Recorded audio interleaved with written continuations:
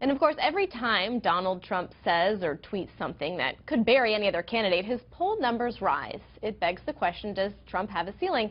And if not, what is the political fallout of all this? And here to answer that question and more, editor of the Washington Free Beacon, Matthew Continetti, joins us. Matthew, thank you so much. I appreciate it. Thanks for having me. First and foremost, are you surprised at the momentum that Trump has? It's not waning at all. I'm not. You know, I've been one of those pundits who've kind of stayed away from making any predictions of Trump's imminent demise, and I think that's borne true because he hasn't gone anywhere, and in fact he's continued to go up, especially in the environment that we have today now with post-Paris, post-San Bernardino. Republican voters are looking, I think, for a very strong leader, and that's what they see, for better or worse, in Donald Trump. And I think we have some poll numbers that back that up. The first one, 2016 GOP nominee preference among Republican primary voters. We can put it up on your screen. We see that Trump has 39%, and then the next is Senator Ted Cruz at 18%. What was your reaction to these numbers? This is a stronger lead. It is, definitely in the Fox poll. It's similar to some of his leads in other polls. Most striking to me, though, is the outsider candidates, and I include Cruz in that group because he's definitely an outsider when it comes to his Senate colleagues, are taking over 60% of the vote. And what that shows is a Republican Party, at least nationwide, when you ask Republicans on these national polls, they really want someone who is not tainted with the Washington establishment. Are we going to see that, though? Is that just primary? Are we going to see that carry through the general election? Hard to say. I mean, we have some of these matchup numbers, too, I think Fox polled. And right. We can put those up on the screen. We have, if the election were held today, we can see here, Clinton 45%, Rubio 45%, so a tie there. And then Carson 46% and Trump 49%. So what is that?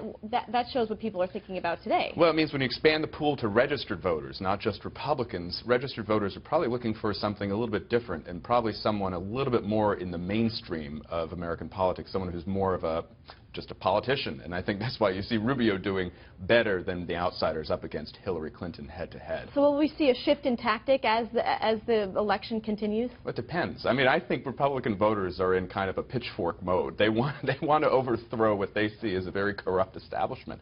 And something like you saw on Capitol Hill with this last-minute spending bill will only confirm to them that the time is necessary for a real change in the Republican Party. And so that's why they're turning to people like Donald Trump and Ted Cruz. Okay, Donald Trump is making headlines this week. In fact, I have a soundbite that I want to play with you that's going to be airing tomorrow on Media Buzz. Take a listen, and I want to get your reaction. Could Putin's praise signal to voters that you are not taking a tough enough approach toward Russia? It could, and, you know, the smart people would say that's a great thing. What do we need problems for? Obama and Putin don't get along. What do we need problems for, Howie? I mean, yeah, it was very nice. He said great things. He even called me brilliant. I do feel that Russia, instead of being this group that we don't talk to, that we're always, I think they can be used for the good. We want to knock out ISIS. They want to knock out ISIS just as much as us. Okay, so he says there, Obama and Putin don't get along. But is Putin someone that you want to get along with? Not me personally, and I don't think we would get along. You know, it's fascinating to listen to Donald Trump there. He sounds like he's an Obama administration spokesman because the things he's talking about, oh, well, we have a good relationship, let's try not to have problems with Russia, that's the misunderstanding. The problems come from Russia. They come from Putin. And no matter our attitude toward them, remember the famous reset button that Hillary gave the foreign minister? Right. The Russians are going to do what the Russians want to do. And for the past 8 years, what they've wanted to do is kind of roll over American opposition and really kind of suppress liberty throughout the world. Do you see this apparent relationship, if you will, albeit virtual, between Donald Trump and Putin? Where do you see it going? Because we saw in reaction to Jeb Bush tweeted, a true freedom-loving conservative wouldn't be flattered by praise from a despot like Putin, hashtag chaos candidate. So where is this going, this virtual relationship? Well, look, so far Jeb Bush was very quick out of the gate to condemn Donald Trump's comments about Vladimir Putin. I think some of the other candidates on the Sunday shows will also start criticizing him. But really, we haven't reached a point yet in this campaign, this primary campaign, where the other Republican candidates who are falling behind Donald Trump actually attack him openly. They're afraid to because so many of the attacks in the past have failed or actually have hurt the people making the attack.